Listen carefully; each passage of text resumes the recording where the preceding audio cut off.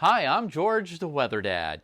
Temperatures are expected to drop into the 30s, and if that's the case and you don't play by the rules like I don't, well, then we have plants in our gardens, right? Frost-free date is usually in May, and now it's April. We have plants growing just like this. In fact, some of my plants are looking pretty darn good right now. But as temperatures are forecasting to be in the 30s, we're going to have to take some action because frost and or freezing temperatures are possible.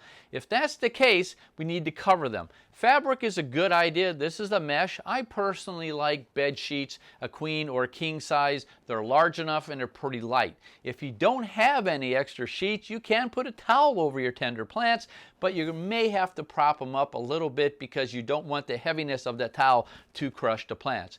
Now, if you only have a couple of plants, you can cover them up kind of like here, or if you don't have anything fancy like that, you could use a cardboard box. The key is just to protect it from the frost and the cold temperatures, and the heat of the ground will help keep the plants safe. Now, if your plants are larger, well, you can build something like this, and this will certainly help protect the plants as well.